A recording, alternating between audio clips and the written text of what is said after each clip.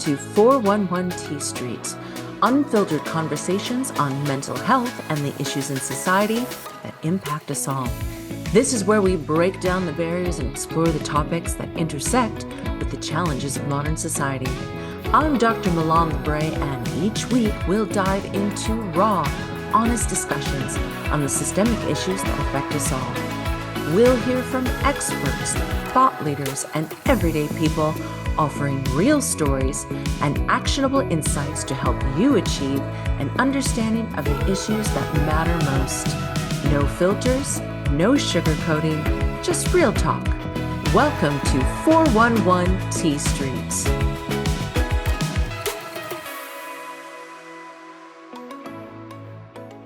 Today we are hearing from Jalpan Lala, and I love her name. It's very cool. You should be a rap star. She is a seasoned branding and marketing strategist with over 20 years of corporate experience. She's known for her impactful public speaking and a successful business coach from India. Welcome. How are you today? Thank you so much. I'm doing good. I'm so grateful that we are meeting this way. Yeah, well, I would love to just pop over to India, but I did that this summer and it took me 30 hours. So I wish you were down the street. I'm not gonna lie. Yeah, India is one of my favorite countries on the planet. I love it. I love it. I love it. I spent the entire month of July in your beautiful country, down in the south, and every time I go there, I think I've just half of my blood is made of masala tea. All I do. I just drink so much masala tea. But we met, and I'm just really grateful. We met through the G100, and you were part of our G100 leadership conference related to values and volunteerism and how those are the pillars of industry, nation, and cause. And, you had a great story. You had a lot of really beautiful insight to share with us. And I just want to delve in a little bit more and, really talk about your society, oftentimes people, when we think of it, not everybody, but when many people think of India, we think of this very spiritual culture, that has all their values in place. We know that's not true. Everybody has, their dark underbelly.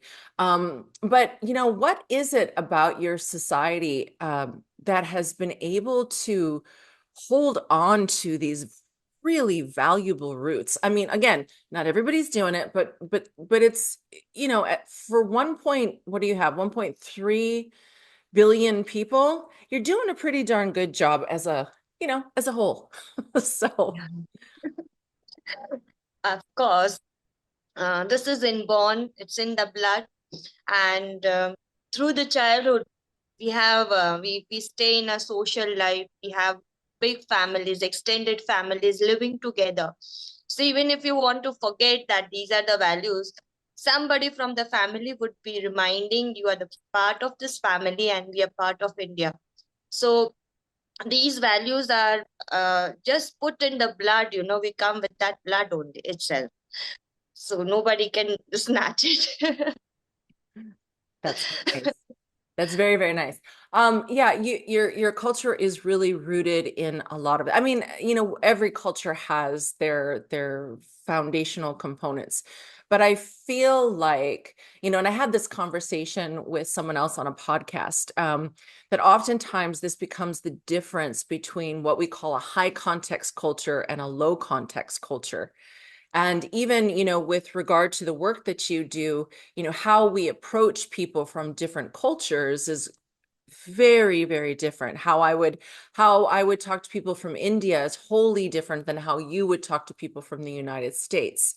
So, when you were looking at cultures and strategies on how to, well, one, introduce values back into the culture, because it's not a bloodline for for many cultures. What are your suggestions? How do we go back to values as these foundational pillars to really uplift both, not just industries and nations, but also the causes that we hold dear to our hearts? This is really a very good question. I am willing to answer it. It's a big Mm. question. You see, when I would suggest that, suggestion won't work that way, but value, we are all human. Hmm. So we should know that we are human and there is something which is called humanity. Humanity, you shouldn't forget that you are born for that. You're born to give, you're born to serve. So that is why human beings are known for as a social animals. But we Hmm. should not forget that we are not animals. We are living in a society where we have to live together. We need to adjust with others. Sometimes we have to leave things. So we have to give. We are all givers. Then we can expect that they give us back. So it's all give and take. First, you give respect, you give love, you serve others. Then only you can expect that they love you, they respect you, and they give it back to you. Yeah, I love that. And, one of the things that you mentioned is that it's in your family. So even if you start to go astray, someone in your family brings you back and says, hey, remember this. But we often talk about, well, we don't, well, there's two things that we talk about. There's one thing that we talk about in the United States. We talk about the lack of values in education. So I want to talk to you about education, values in education in India and what that looks like. But also, one thing that we don't talk about in the United States is how values are embedded in the fabric of family. There, and I don't know, you'll have to share with us.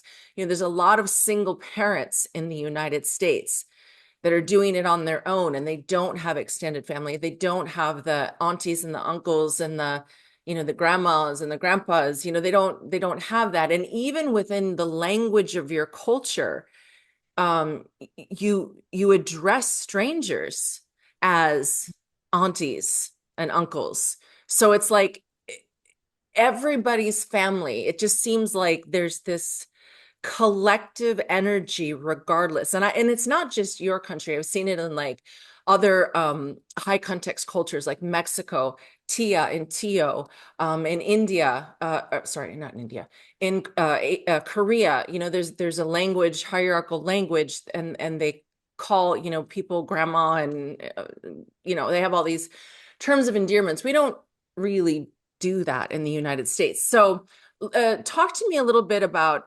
education, and the importance of even just the language within your culture that brings in people as a family, regardless if they're family or not. Yes, India itself has its own values, as you spoke before. We believe in Vasudhaiva Kutumbakam, which I had highlighted in our summit as a leadership summit. Family is a place where you stay.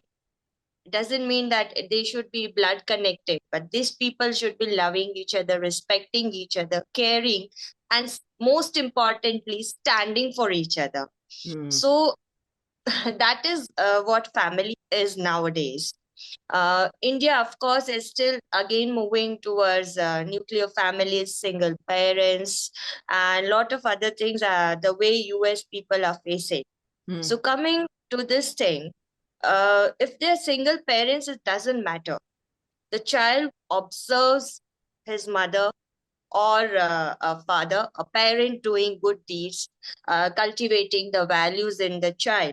So kids are very good observers. So, if they observe doing good to somebody, they'll ask questions. We don't need to suppress their questions. We need to answer the questions in a way that creates a emotional foundation. It's emotionally molding them towards the values and the culture we are living in. And whether it's India or it's US or Korea, I feel the family itself, they are so bonded. The mother and the son are bonded to each other. Hmm. So, as not just son, a daughter, a child. Hmm. So, a child is so much bonded to their parents because it is the first one with the child thing is going to protect me. It's going to love me. It's going to trust the parents more than anybody else. So what I feel is that you should be doing things so that your child observes you, and then it learns from you slowly and gradually. It's not a one night game or an overnight game, but slowly and gradually it will be become its habit to follow things. So that is how I would suggest people should follow this. And of course, again, this world is entire world is a family. Today you and me meeting here on this online platform itself is an example how we met in a family. Hmm. So this is how we can move forward in the nuclear families where there are single parents, because not everybody has that time. You have to work, you have your other responsibilities, so you are behind that. So every time you can't give your child that much time which you expect to give. You see, Hmm. no mom or no dad is in a way that we can't give time to our kids. But the thing is, they observe you. So at least don't stop doing good things in front of your kids. Yeah, well, that I think that's a hard rule no matter where you are. Children learn from behavior more than what, they don't listen. Most of the time they're not listening to what we say. They're watching what we do.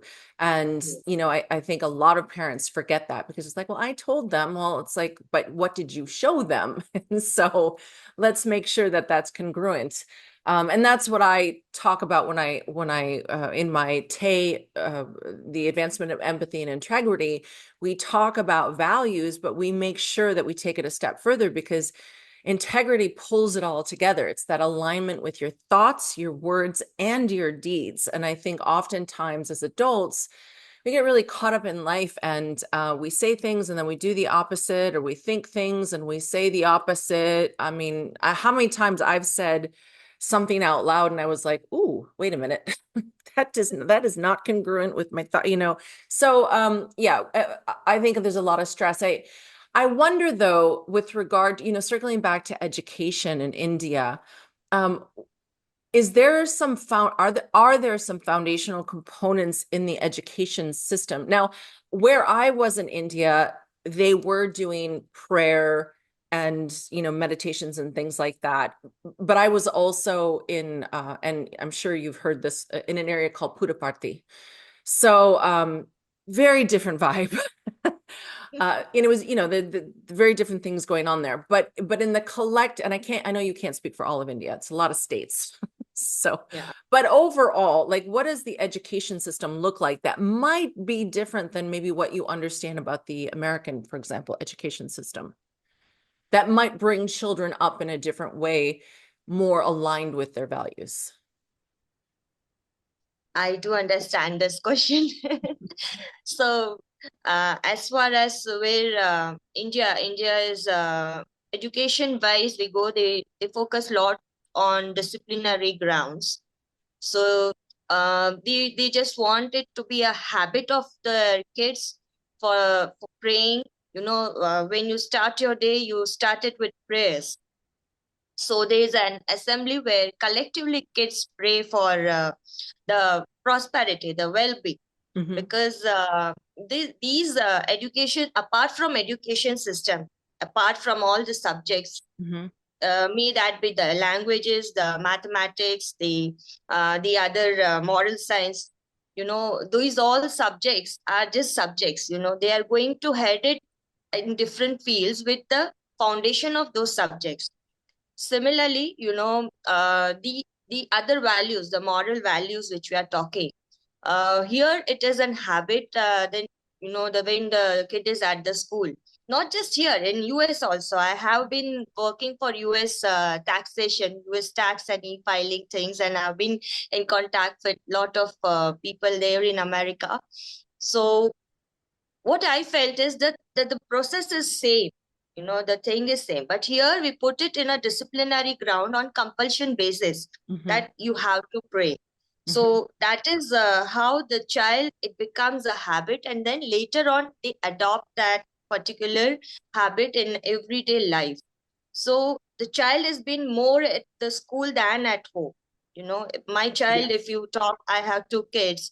So they spend less time with me rather than if they go to the school, they spend a lot of time with their friends around, their teachers. They observe these kind of things. So schools are basically like a second home, Hmm. and the child has to be there.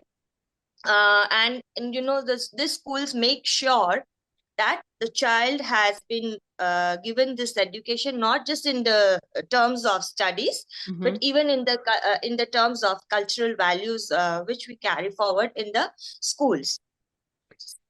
I wonder, so India is primarily Hindu, but there's you also have a lot of Muslim people in your country, and also maybe some Christians as well. Uh and maybe Buddhists, maybe lots of other things. There's like every culture, there's probably a lot going on there. How does that, one of the big things that questions that we have in the United States is the separation of church and state. We don't, oh God, don't pray in school because, whatever. But from what I'm hearing you say about prayer, and I love this, and this is actually something that we talk about in the Tay methodology. We don't call it prayer per se. We call it a reflection. That idea of, like you said, pray for, your health, pray for prosperity. It's not about my God or your God. It's about, the well wishes for yourself and for others around you. It's remembering that you're not in a single unit. You're a collective entity. We are all one. The Namaste of India, the Ubuntu of South Africa. We are a collective unit, and I think we oftentimes forget that because we get so terribly caught up in our lives. But you make a great point also, that kids spend so much time at school. It's the same here, 35, 32 to 40 hours if they have after school sports. That's an enormous amount of time for your child to be with somebody else. And so they're taking on their values and their habits and their friends' habits. So, what do you think it is about the Indian culture? Because I've been around Indian, I've been around not your children, but I've been around a lot of Indian children, and they're pretty good children.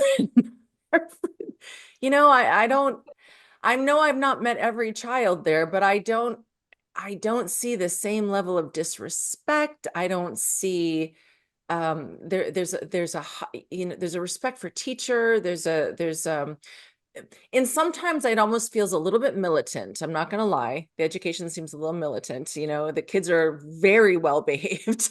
It's a little too well behaved. But what is it about your culture that is just kind of making all these great kids? Like, I know you said it was prayer and it was family and, putting these things into the education system. Is that it? Is that the secret sauce that the rest of the, like, Americans are missing?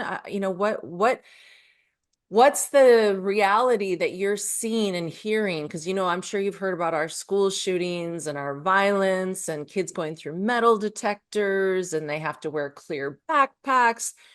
It's messy.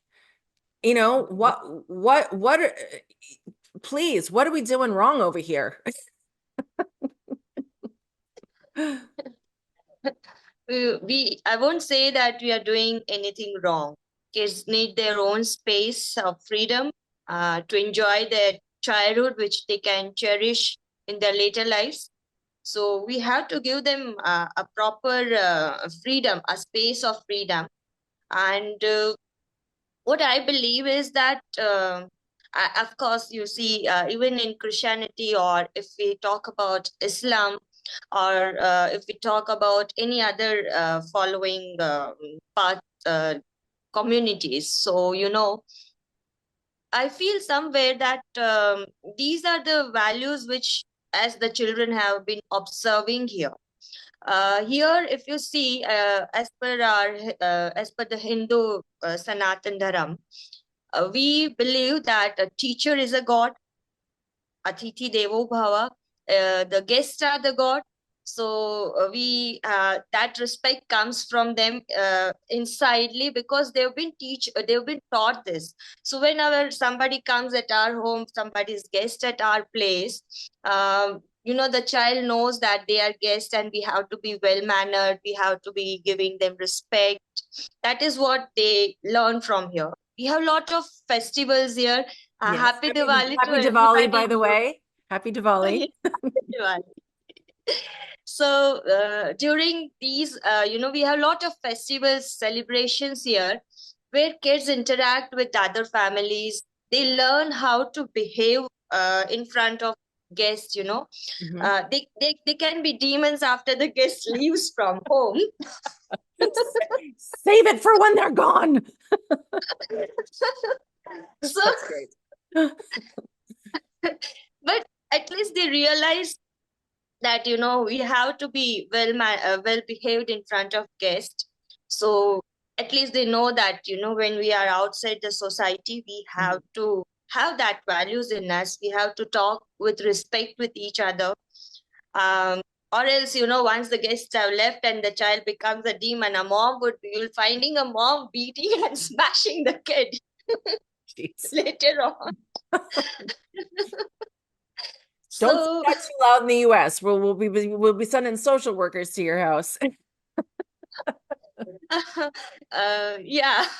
So that was very far off when we were brought up by our parents. Hmm. Nowadays these things are reducing, but then these things, meeting people, socializing Hmm.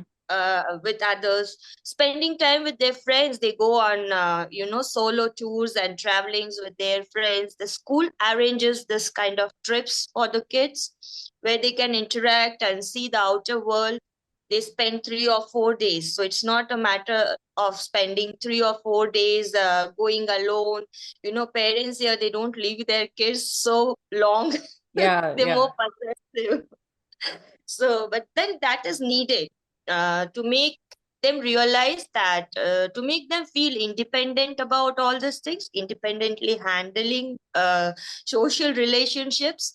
And that is how, the more they interact with other people, they learn about the human behavior, they learn about the values, they learn about culture. Respect is what I think is the basic foundation of every social relationship. If you respect, at least just respect, you see. Hmm. Yeah. So it all starts with respect, I believe so.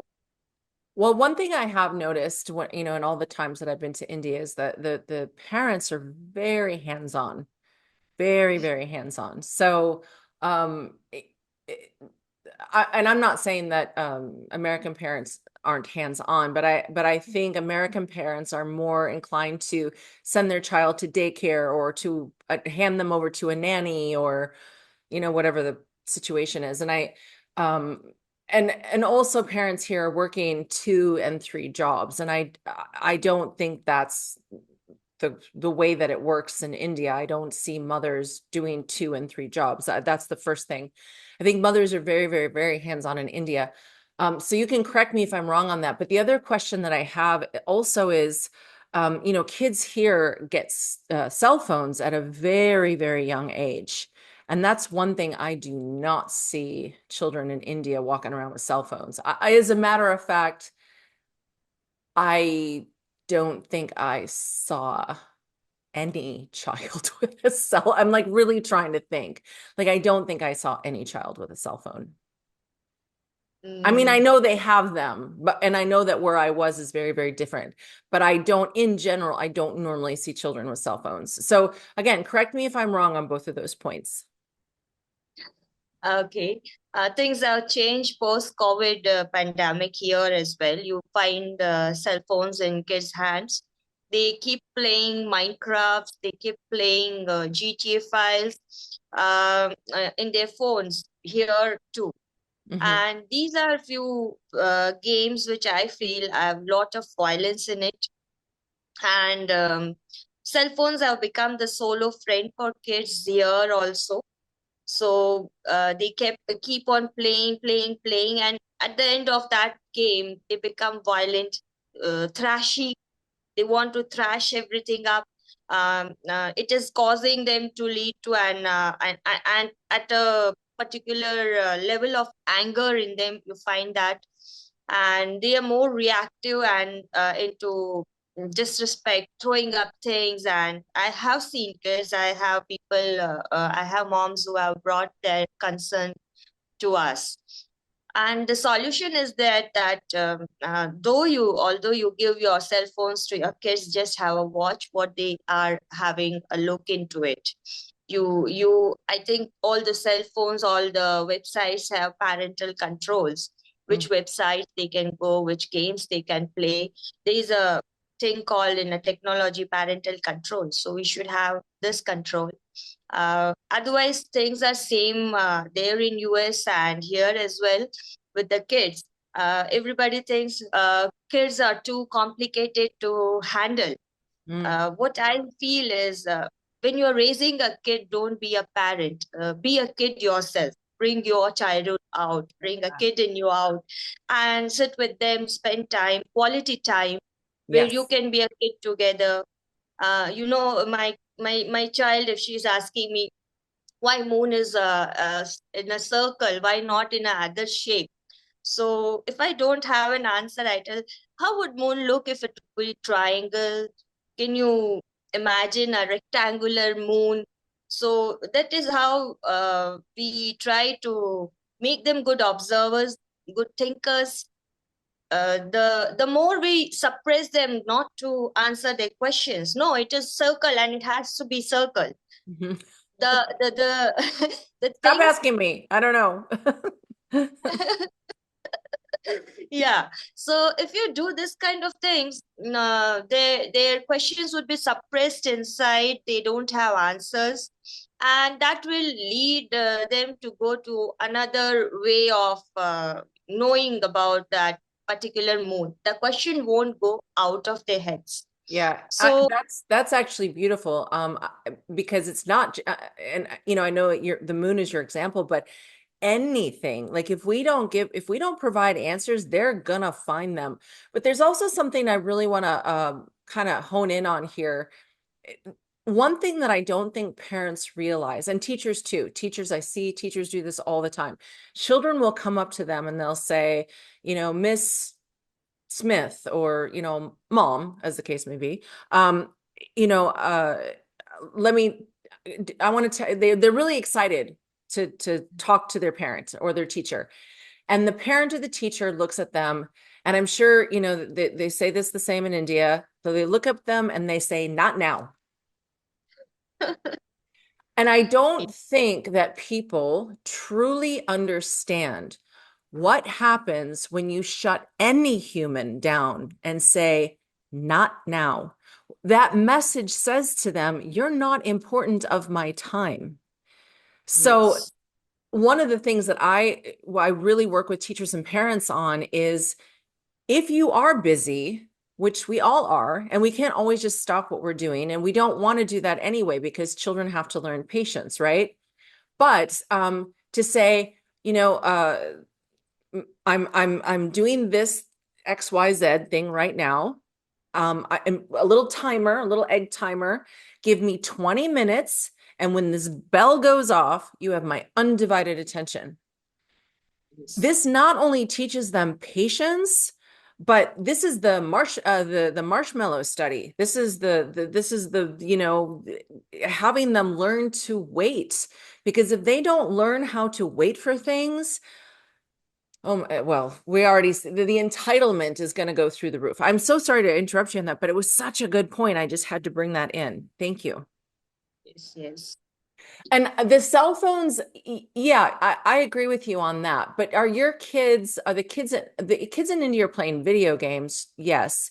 But are they on like the social media sites? Are they on the TikTok and the Instagram? And I mean, are they doing all that weirdness? Like the kids here are. We had this was a couple years ago. I don't even know how many years ago it was, like 3 years ago. There was something called the Tide Pod Challenge. And I don't know if you have Tide in India. I don't, but the kids were eating these soap pellets. And that was a challenge that was on TikTok, and kids were getting really sick and going to the hospital. It's like, wait, what? I mean, are you having that same kind of level of craziness going on with kids over there, where they're just Yes, following? honestly, they are nowadays. I told things have changed post pandemic. Kids are more into online things. They are into social medias. They have, few of the kids, they are into social media accounts. They are on Insta, TikTok. Snapchat is the ruling one nowadays for them. Yeah.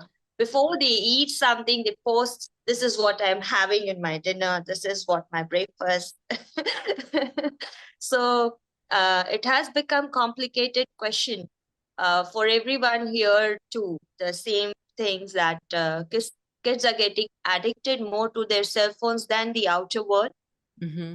It's just pandemic 2 years long. They had online schools here. They Yeah. didn't go school and they were having all kind of studies online. Everywhere you found that. Hmm. So here, what we are talking is that parents or anybody in the family should be. I agree to what you said, that they should be given quality time. They should make we should make them feel that they are the most important person in our life. All moms are all parents. They post on social media, this is my life, he's my apple of my it's a pie of my eyes, and my lovable son or my lovable daughter is my pride. Make them feel that rather than posting it on the social media. Amen. And this is, yeah, so this is how your child would be felt loved. He'll be felt accepted. Acceptance is there. He'll feel more protected when you are around. A security kind of feeling it will get. That would develop its confidence level. The values will come to it so slowly and gradually, because he's been observing you.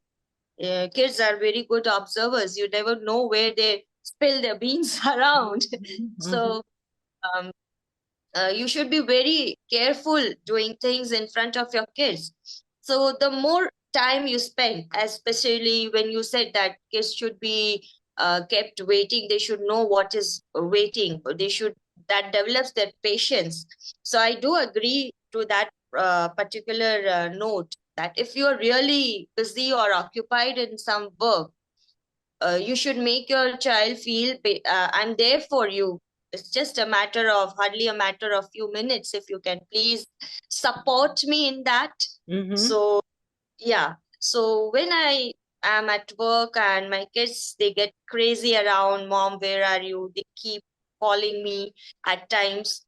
I just talk to them with love. I don't shout on them. Most of them, they shout on their kids. This is the time to call me. I'm on meeting and you're doing this, you're doing that. And that frustration, it pours on their own kids. They pour out their frustrations. So this channel has to be cut. They are your kids. Yeah, and you can play with the words.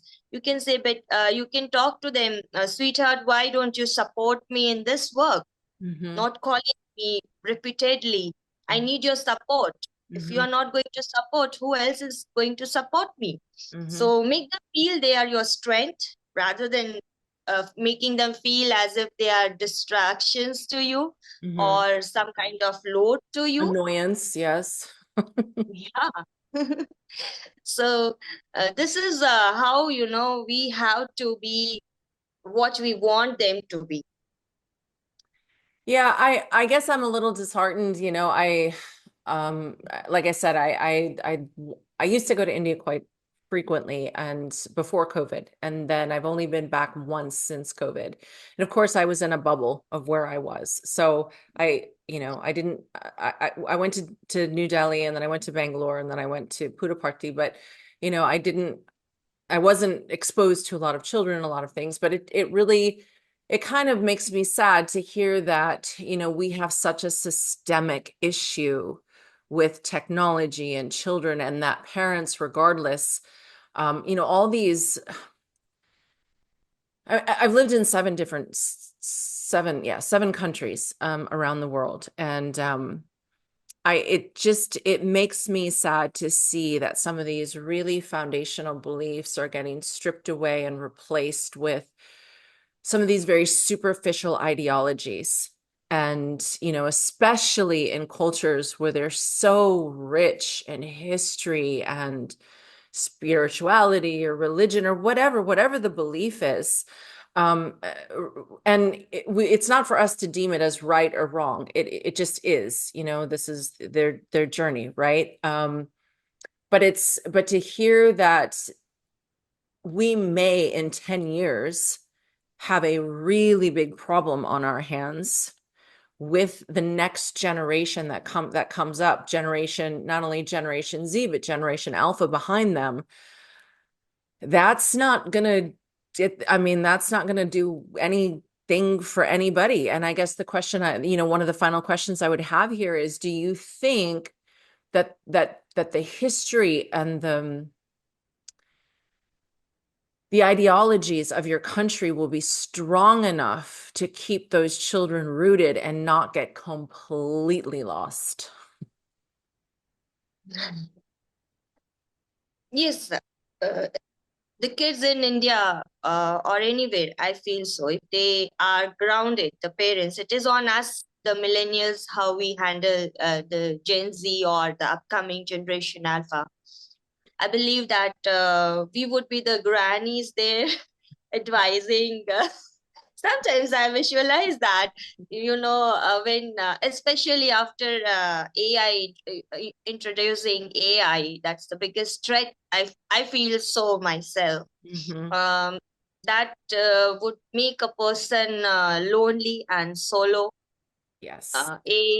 AI to some extent will, because you're having complete assistance on your technological partners, Hmm. you would be relying on them.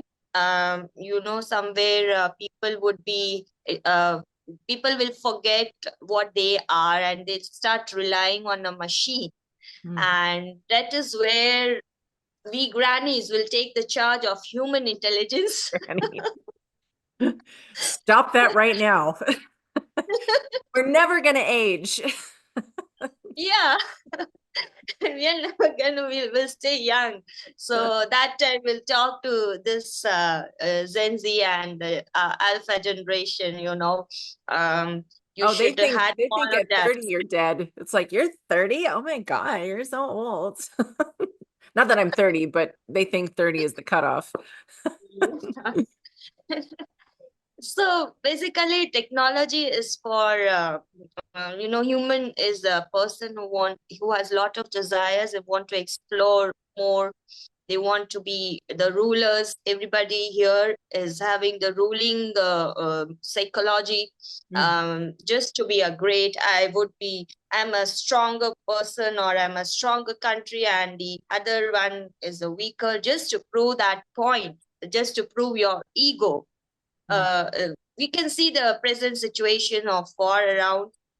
Mhm. Uh, so there are a lot of threats which we are facing in future, and still we are smiling and talking to each other in this way. But the thing is that kids should be given more time from ourselves. Maybe it's technology wise. As I told before, we have the remote control with us, and we should know how to operate it, when to operate it. um, at least some minutes of your day towards your kids, you can have the history, Mhm. what they have gone through, which websites they went through, can give us a clear idea where our child has been taken. Earlier, our parents had to contact our friends. We had those landlines. They used to Mhm. call there, and they used to ask, my daughter said she's coming to your place. Is she there? I want to talk to her. So that was again an investigative kind of thing. And when I used to go and answer the call, my mom was, "Oh, I'm just worried about your lunch." And you were, "Oh, my mom, she's so sweet. She takes so much care." And the real care was He was a she wanted to spy. find out. Your mom was a spy. Yes. No, I think it's important to be spies. You're not doing your job if you do not know who your children's friends are, what they're looking at on the internet, what games they're playing. There needs to be even more diligence towards that now more than ever before. It was super easy back in the day to figure out where kids were. You just look where all the bicycles were. That's where the kids were, where the bicycles were. They were all tipped over in the front yard, and you're like, oh, that's where the kid is. But it's a different world. It's a different time. And, one thing that I want to share is that, things that you and I and like the G100 are going to be doing is doing like these leadership summits where we pull adults, powerful people and women in the world together, and men, men included, and we have them mentoring the leaders, because if we don't really help the next generation coming up understand what authentic leadership means, and that means to lead with your heart, to lead with compassion and kindness. It's okay to be kind. Like, I don't know where we got off that train, but it is okay to be kind. And but more than that, integrity. You have to have that alignment. You have to have an unwavering true north. And the only way we can do that is if we are embedded in those really foundational values of love, truth, peace, right conduct, and nonviolence. We can call value, everybody has values, but the foundational ones that make us good people. And I think it, like you said, I'm not going to say granny, but I'm going to say us mature ladies. Although Yes, we are. I probably shouldn't say that. I don't know how mature I am. But as ladies, we're going to be bringing up this next generation, and we're going to need to find those kids that are ready to step forward. And so, I appreciate you coming in to support, this next leadership summit that we're going to do, because I think this is going to be, not I think, this is going to be really, really important, because it's going to set off a chain reaction of things that are going to be happening global around the world. And I think the more awareness we bring to the problems, the more light we shine on something, the darkness disappears, right? So, and we're coming into the age of Prema, right? It's coming. So we need to get everybody ready. And for those of you who don't know what I'm talking about, it's the age of love. Well, there is no age to love. Age is just a number. Your heart should be opened up. It should give a lot of love to others, and that should be without any expectation, unintentional love. Unconditional love to others, especially females. Yeah, yeah. Everybody in the world is in the need of love. That is what they are lacking. Love is the essence to life, and Yes. everybody is running behind technologies. They're running behind money. Of course, money is the major substance to for the livelihood of this world. But somewhere I still feel that what the world is lacking is some love Oh, and some it's John Lennon. All you need is love. Dun, dun, dun, all dun. you need. They say one love. Yeah. They just want one love. So one love is what is required. Mhm. And again, Vasudeva Kutumbakam, the world is a family. So we should love each other. We should respect each other. Maybe they come from any community. They come from any follower or wherever, whether Mhm. they're following Christianity or Islamic or Buddhist. I believe everybody teaches the same values in their books. If you Yeah. take Bible, if you take Gita, and there are a lot of other scriptures in India, Asian scriptures. They aren't mythologies. I don't call them mythologies. They are actually the Asian scriptures.